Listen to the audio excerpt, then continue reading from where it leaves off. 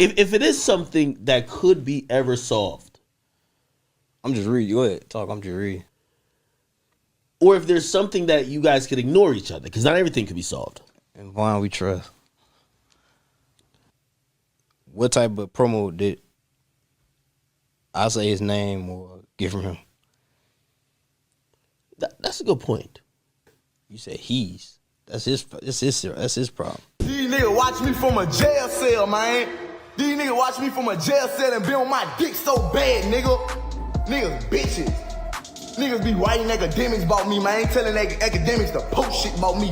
Niggas hoes. I ain't never paid attention to a nigga. Especially from no motherfucking cell, nigga. YoungBoy finally beat his case and came out swinging. This man is wild and with a nationwide tour that's already turning into chaos. Everywhere he touches down, there's tension so thick you can feel it in the air. The streets are talking, and they're not whispering either. Ops are popping out in every city and it's getting ugly. Shows are getting canceled left and right. Venues are panicking, and security can barely control the madness. Police are pulling up deep at every stop, but even that ain't enough to cool down what's brewing behind the scenes. The question on everybody's lips is simple. Why does NBA YoungBoy have the biggest target on his back right now? For years, he was locked down, stuck on house arrest, silenced when he should have been running the entire rap game. But now that he's free, it's like every ounce of pressure exploded all at once. The man's been waiting to breathe, and now that he finally can, he's shaking the industry up. When his team announced the tour, the internet straight up broke. Tickets were gone in minutes. Fans crashing websites, scalpers doubling prices, and promoters begging for more dates. His team had to double up just to keep up with demand. People been starving for this moment, and now that it's here, they're flooding every venue, chanting his name like it's a movement. But freedom always brings heat, and in YoungBoy's world, that heat comes with danger. His name alone makes entire cities nervous, and it's not just rumors. There's history behind that fear. When he announced the show in Chicago, everything shifted fast. The energy changed overnight. The United Center was supposed to be his biggest show yet, but even fans were warning each other. It might not end well. Chicago ain't just another stop for him, it's straight up enemy territory. You said what? What's the issue with you and YoungBoy? Like, how did it start? Because there's a ton I'm gonna be honest with you. I really don't know. I don't know. The beef runs deep going back to 2020 when King Von lost his life. Ever since that night, O Block made it known loud and clear, YoungBoy better never step foot in their city again. After Von's death, videos spread everywhere showing O Block members burning 4KT flags, throwing shots, and sending a message that can't be mistaken. It wasn't internet talk, it was real street tension, and it never cooled off. Now that YoungBoy's outside again, performing city to city with all eyes on him, things might just explode before the tour even hits its halfway point. YoungBoy wasn't about to back down, not for nobody. He's been calling out O Block at every single show, like he's daring them to respond. Fans already know what time it is the moment that beat for I Hate YoungBoy drops. It's pure chaos. That song ain't just music, it's a full-blown warning shot. When he spits, "How you talking when nothing ain't died about your cousin?" the whole crowd erupts like an explosion.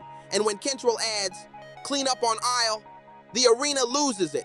The energy is electric, but underneath it, there's danger in the air. He's taunting people who really want payback, not just rap beef, they want revenge. And YoungBoy knows it, but he doesn't care. He basically says you're either number one, scared of him, or number two, scared of who? Scared of who? Quote unquote using him for promo. Well, him. Scared of who? For what? NBA YoungBoy. What'd he do? He wanted to hit Chicago just to prove he runs the game, that the beef's old news, and nobody's gonna stop him. But reality hit quick, because the United Center shut it all down before he could even touch the stage. Word on the street is, officials told him he could only perform if he agreed not to perform I Hate YoungBoy.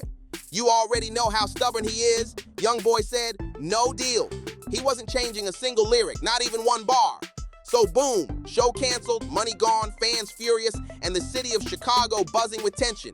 That concert could have been legendary, but the streets were talking heavy.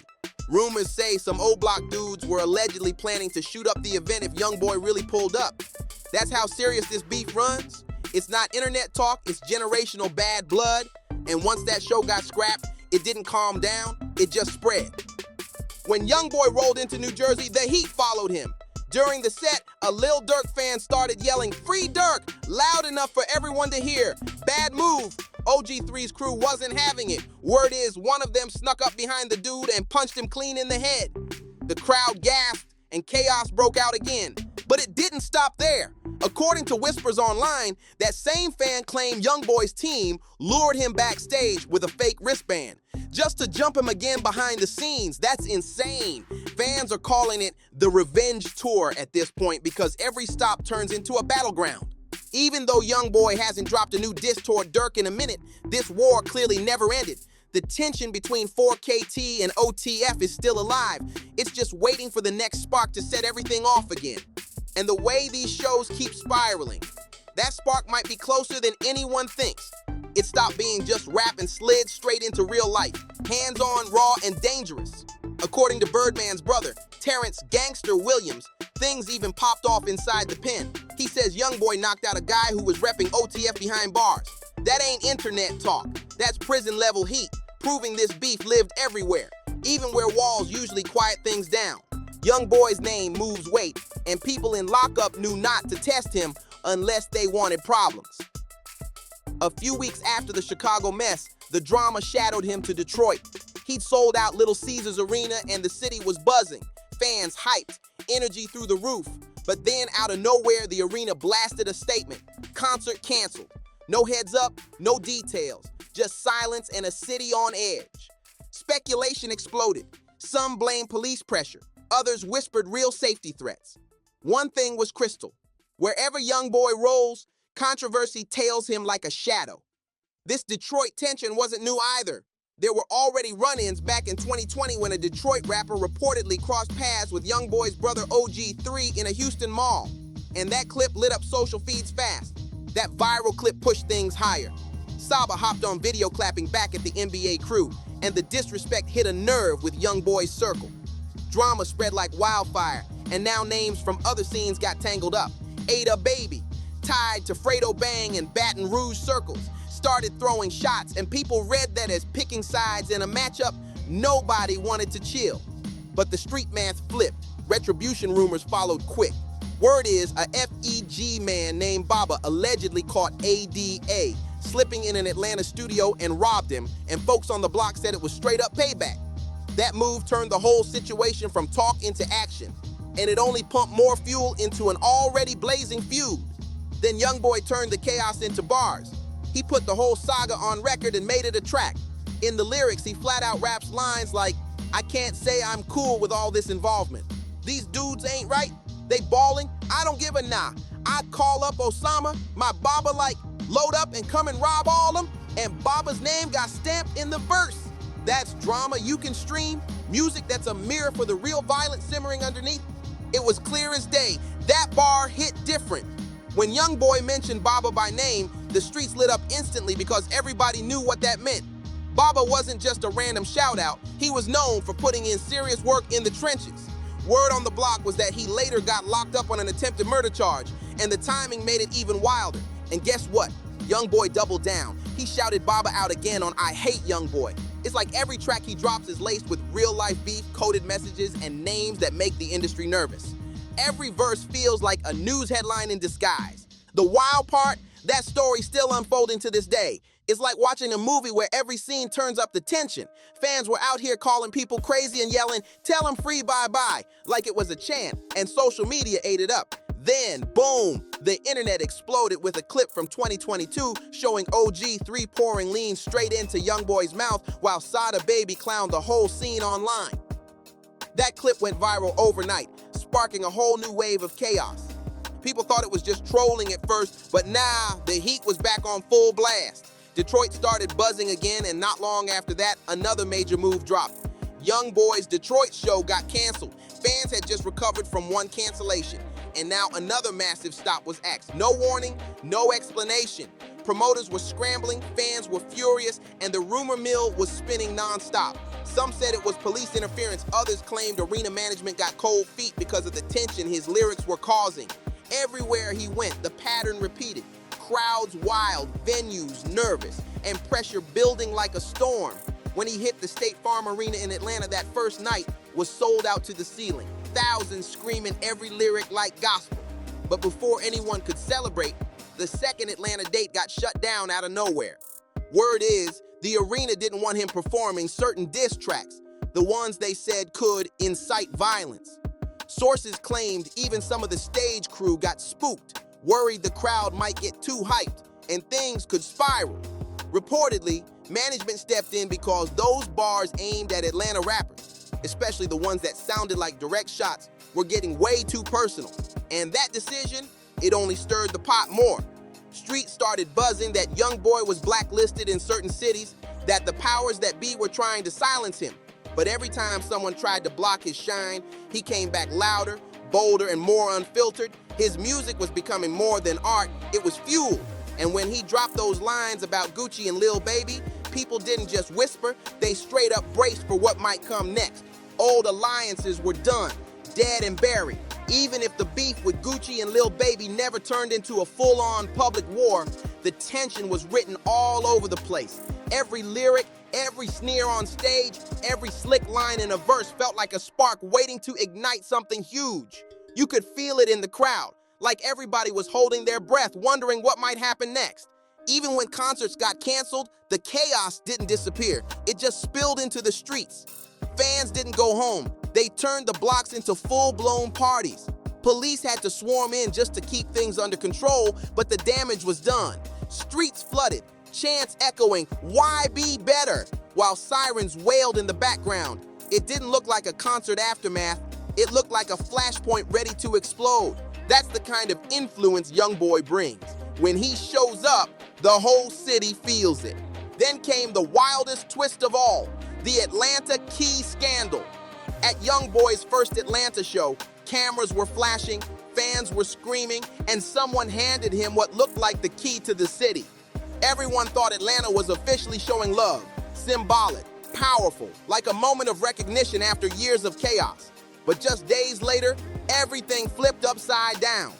The city released a cold, clean statement saying YoungBoy was never officially given the key at all. Turns out the people who handed it to him weren't city officials. They were just reps from Fulton County and the state. Basically, the key didn't even count. That revelation had the internet in shambles. Memes, jokes, and non-stop clowning flooded timelines. Fans were saying, "How you get a fake key, bro?" And the story spread faster than his tour itself. To make things even messier, people started pointing out that the last rapper who actually got Atlanta's key was Ludacris, way back in 2004, for his community work and charity efforts. So giving one to YoungBoy, one of the most controversial rappers in the game, was already wild enough, but taking it back, that was straight up chaos. And just when everyone thought the situation couldn't get any crazier, rumors dropped another bombshell. Sources started whispering that the real reason his second Atlanta concert got canceled had nothing to do with diss tracks or city politics. It was about a fight. Word is, YoungBoy's crew got into it with arena security at the VIP entrance. According to insiders, tempers flared after security allegedly refused to let one of his team members through. Voices rose, egos clashed, and then boom, punches got thrown. The scene turned wild in seconds. People scattered, staff panicked, and before anyone could calm it down, the entire show was scrapped. Atlanta went from welcoming him with open arms to practically slamming the door in his face, all within days. The tour was supposed to be a victory lap, but at this point, it was looking more like a war zone. And through it all, YoungBoy just kept smiling like he knew something the rest of the world didn't. The man thrives in chaos, and this time, the chaos followed him city to city like a spotlight. There's no official proof, no police report, no statement, but fans swear they know what really went down behind the scenes. And if you thought the drama in Atlanta and Chicago was bad, that's child's play compared to the Louisiana smoke circling YoungBoy right now. When it came time for his New Orleans shows, the city turned into a lockdown zone. Police rolled in like it was a full-blown operation. Barricades everywhere, squad cars lined up, and dozens of heavily armed officers patrolling every corner. They weren't playing around. You could tell New Orleans wasn't taking any chances, not with YoungBoy stepping back on home turf. See, New Orleans is just a couple of hours from Baton Rouge, and that's where the deadliest part of his story began, the origin of all this blood, betrayal, and revenge. Back in the trenches, before the fame, before the money, YoungBoy was running with TBG, the Top Boy Gorilla Crew. That squad had hitters and rappers like G Money and Fredo Bang, both making serious noise in the booth and in the streets. But behind the music, Baton Rouge was divided. TBG on one side, BBG, Bottom Boy Gorilla on the other, and the city was ready to explode.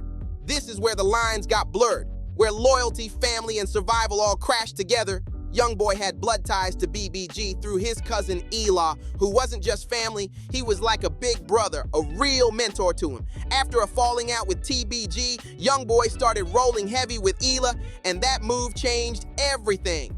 The city took notice, and tension spiked instantly. The back and forth between YoungBoy and G Money became the talk of the South. Each one firing shots through tracks, no subliminals, just raw pain and pride on wax. Every new verse sounded like a warning, and everyone knew it wasn't just rap anymore. Then tragedy struck. Eli was shot and killed in 2016, and that loss broke something inside YoungBoy. Word spread fast that a group called Forever Loyalty was behind the shooting, and the streets were saying they were linked up with TBG at the time. That rumor turned Baton Rouge into a war zone. The tension wasn't just lyrical anymore, it was life or death. After Eli's death, YoungBoy and his crew reportedly went on a mission for revenge. People whispered that they slid on their enemies, hunting for whoever they thought was responsible. Shots rang out, chaos erupted, and nobody was safe. The ops fired back, and that's when NBA Joe, one of YoungBoy's closest people, got hit in the neck. The streets say it was madness. Bullets flying, cars speeding off, sirens blaring, and everyone ducking for cover. That night marked a turning point. It wasn't just another beef anymore, it was war in every sense of the word. Baton Rouge would never be the same again, and neither would YoungBoy. What started as loyalty to a crew turned into a lifetime of paranoia, loss, and revenge that still haunts Louisiana to this day. And the craziest part? Every new track, every public move, every canceled concert, it all traces back to that moment. The city remembers, the streets remember, and the scars are still wide open. YoungBoy might have left the block physically, but spiritually he's still fighting the same battle that began when Eli fell. That night ended drenched in blood, both sides took losses. Not long after, YoungBoy got snatched up and booked for attempted murder. While he sat behind bars fighting for his freedom, TBG stayed loud, dropping diss after diss, clowning him, trying to make him look weak in the streets. But when YoungBoy finally walked out those prison doors, he came back like a man possessed. No fear, no filter, just pure revenge in his voice. He didn't waste a second. He hit the studio and dropped right on them, a track that shook the block.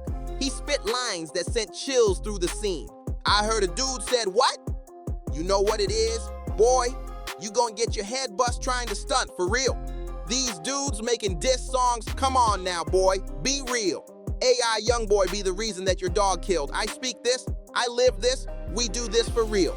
That verse, fans lost their minds. It sounded like a straight-up confession wrapped inside a warning. Every bar dripped with venom, like he wasn't rapping about the streets, he was reporting from them. But G Money wasn't backing down. He jumped right back into the fire, mocking YoungBoy online and claiming he only switched up because he was jealous. Then he dropped the bomb that made everything explode. G said YoungBoy was mad because he'd hooked up with YoungBoy's sister. That flipped the whole situation. This wasn't rap beef anymore. This was family-level disrespect. G Money went live on IG, laughing, trolling, throwing shade, talking big. Fans tuned in, dropping comments, egging it on, and he played right into it. But just hours later, the laughter stopped cold. G Money was shot and killed outside the same studio where he'd gone live earlier. The whole city froze. 1 minute it was jokes, the next it was sirens and police tape. Not long after, NBA Lil Pab got arrested for the murder, but that only made the rumors louder. Word on the street said something darker was brewing, that YoungBoy's manager, Big Dump, was the one who allegedly funded the hit. Nothing was ever proven in court, no official connection ever confirmed, but those whispers never stopped. People started to see it for what it was. It wasn't just music beef anymore, it was a full-blown street war with real consequences. And just when things seemed like they might quiet down, TBG struck back hard. Reports spread that they allegedly slid on Big Dump himself, catching him in the streets and taking him out. That hit shook the entire Baton Rouge scene. YoungBoy had lost one of his most loyal men, a mentor, a manager, and a brother figure in one. From that day on, everything changed. The feud between TBG and NBA turned from back and forth disses to a deadly cycle of vengeance. The city of Baton Rouge felt like it was cursed. Every few months, another tragedy, another body, another headline.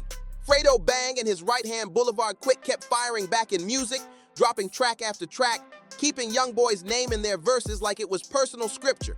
Even after all the bloodshed, neither side was ready to back down. Each song was another warning, another taunt, another spark keeping the fire alive. By then, it wasn't about fame or clout anymore. It was survival. What started as music had morphed into something too real. The whole situation that happened Listen, man, with Quando. How we live and how we go by our shit. And I'm speaking for the whole Chicago. You ain't there. Shut the fuck up. You weren't there. So you made a diss and said something about Vaughn. That's why I don't fuck with you. You ain't did shit. You did zero. In reality. Too deep and too costly. Baton Rouge wasn't just a city anymore. It was a battlefield, and YoungBoy was right in the middle of it. Standing tall, but surrounded by ghosts from every loss he'd ever taken. But that peace, it didn't last long. Not even close. Boulevard Quick got caught slipping and was shot and killed not long after. That was the final spark that sent everything spiraling completely out of control. The streets went dark. Revenge talk filled the air, and every rapper in Louisiana could feel the tension creeping closer to home. Quick's close friend Lit Yoshi lost it. Rumors say he went full-on revenge mode, allegedly trying to assassinate YoungBoy right outside his Miami hotel. Yeah, Miami. That's how far this war had spread. Louisiana beef crossing state lines. It felt like every few months, somebody from one side was getting hit, and the whole Louisiana rap scene was turning into an open battleground. For a split second, though, it looked like peace might finally be possible. Fredo Bang sat down with DJ Vlad and revealed that he and YoungBoy actually got on the phone together. When Vlad asked how the call went, Fredo kept it cool. He said it wasn't beef anymore, that it was just old history. But fans weren't buying it for a second. Everyone knew there was something underneath that so-called truce. Too much blood, too many losses, too much pride. And sure enough, just a few months later, YoungBoy dropped another record throwing shade at G-Money again. Proof that the fire was still burning. That one line reignited everything. It was like the calm before a hurricane. One verse, and Louisiana felt the pressure rise again. So when YoungBoy's New Orleans show came around, police weren't playing any games. They already knew what time it was. Louisiana authorities went all out with a full-scale lockdown. Reports said over 400 police officers were deployed. SWAT teams, mounted cops, armored vehicles, tactical units, even federal agents. It looked more like a military drill than a concert. They barricaded streets, locked down parking lots, and had helicopters circling overhead, all for one artist's show. And it still wasn't enough to calm the fear. After the first concert wrapped, a viral video hit the internet. Fans caught footage of YoungBoy being rushed down the street surrounded by cops, security yelling, flashing lights everywhere. You could hear people screaming in the background as officers shoved through the crowd trying to get him into safety. Moments later, reports broke out that shots had been fired inside the arena. Panic hit instantly. People running, ducking, crying, thinking someone had come to take YoungBoy out right there in his own state. The chaos looked real. The fear was raw. But later, police claimed it was all a false alarm. No gunfire, no casualties, just pure panic caused by someone yelling in the wrong moment. Still, that moment showed everyone exactly how deep this war runs. Even when YoungBoy's just trying to perform, the ghost of Baton Rouge follows him everywhere. The past doesn't let go. It rides with him city to city, crowd to crowd. You could see it in the fans' eyes, the love mixed with fear, the loyalty mixed with anxiety. And while all that madness went down, Fredo Bang made his move too. Not on stage, but online. He hopped on social media with a slick post saying it was beautiful to see the city and state come together. Even though everyone knew what he really meant, fans caught the shade instantly. He was basically saying, I see you out there and I'm still here too. The irony was cold. Fredo preaching unity while YoungBoy was dissing him in the same breath. That's Louisiana for you. Music, love, hate, and blood all mixed into one storm. And through it all, one truth stands clear. No matter how far YoungBoy goes, Baton Rouge never leaves him. The ghosts of that war are still walking right beside him. A lot of fans felt like Fredo was trolling. throwing slick shade while pretending to keep the peace. That man knew exactly what he was doing. His words might have sounded calm, but the tone had venom underneath it. Still, that night in New Orleans didn't turn into the bloodbath everyone feared. No shots fired, no chaos, just heavy tension floating in the air, thick enough to slice through with a knife. Even though the shows wrapped without violence, the drama behind the scenes kept boiling. YoungBoy's manager came forward with something wild. He claimed that a Louisiana police official named Ann Kirkpatrick was trying to ban YoungBoy from ever performing in the state again. That's not normal fan hate, that's state-level pressure. The idea that law enforcement might step in to silence him says everything about how deep his name hits in the South. When police are pulling strings to keep a rapper off the stage, you know the story's way bigger than music. But Louisiana ain't the only place where the temperature's rising. Miami's been on edge too. The tension there isn't just about venues, it's personal. That's because of YoungBoy's long-running beef with Kodak Black, a rivalry that's been simmering for years. Diss tracks, subliminal shots, cryptic tweets, both sides throwing shade and fans treating it like a full-blown sport. Then came the explosion. July 2025, Kodak jumped online and straight up called YoungBoy's new album trash. No filter, no subtlety, just straight disrespect. The internet lit up like a fireworks show. Clips, tweets, memes, fan wars everywhere. YB fans clapped back instantly. And within hours, it was trending across every platform. But Kodak didn't stop there. He doubled down with a dirty play. He threw out wild claims that YoungBoy messed around with his ex, Mellow Rax, and allegedly gave her something nasty. That's the kind of line that breaks the internet, and it did. Within minutes, timelines were flooded with reactions.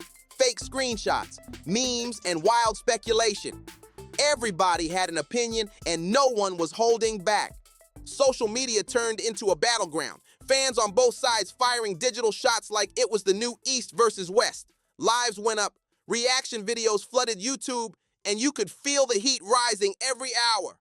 By the time YoungBoy touched down in Miami for his concert, everyone knew something was bound to happen. And Kodak? He made sure all eyes were on him too. In a move straight out of a movie, he pulled up to the city in a helicopter. Fans caught it on video, Kodak descending over the skyline like he was coming for war.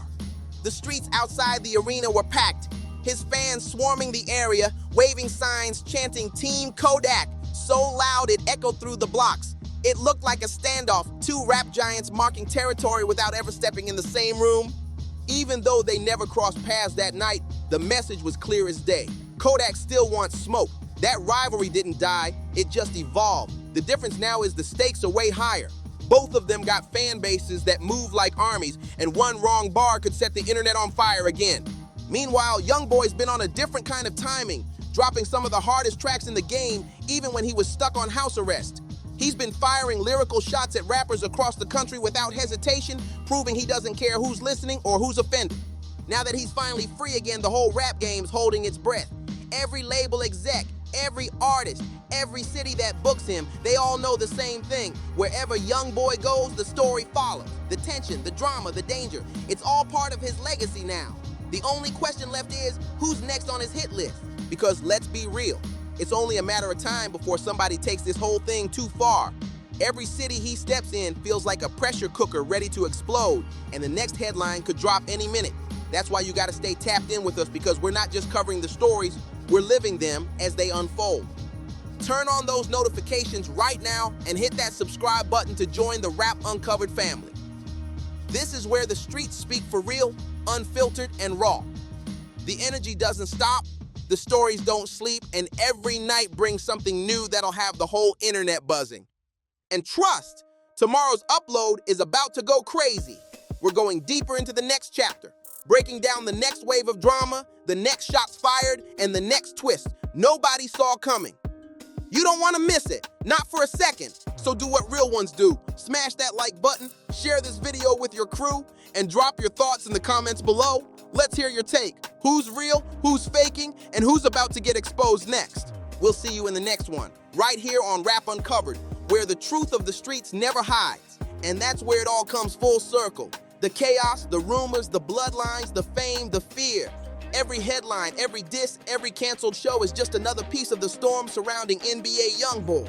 He's not just rapping anymore. He's living out one of the wildest sagas the game's ever seen. The streets are watching every move, waiting to see who's bold enough to test him next. Because one thing's for sure, this story ain't over, not even close. Every time you think it's cooling down, another track drops, another city catches fire, and another name gets dragged into the smoke. That's the power of YoungBoy. Love him or hate him, you can't ignore him. And that's exactly why you need to lock in with BarzBuzz, because we're breaking down every lyric, every diss, and every behind-the-scenes move before it hits the mainstream. The streets talk, and we translate every whisper. So go ahead, hit that like, smash that subscribe, and turn on notifications so you don't miss what's coming next. Tomorrow's drop, it's gonna shake the timeline and expose even more names tied into this ongoing war. This isn't just rap beef, this is real-life history playing out in real time, and BarzBuzz is the only spot keeping it raw, real, and uncut. Stay tuned, because if you thought this was wild, the next chapter's about to blow the roof off. Only on BarzBuzz, where the music speaks louder than words. If this saga had you shook, wait till you see what's next. You already know what it is. BarzBuzz got the real, raw, and unfiltered breakdowns. So don't forget to like, subscribe, drop a comment, and share this with someone who needs to catch up.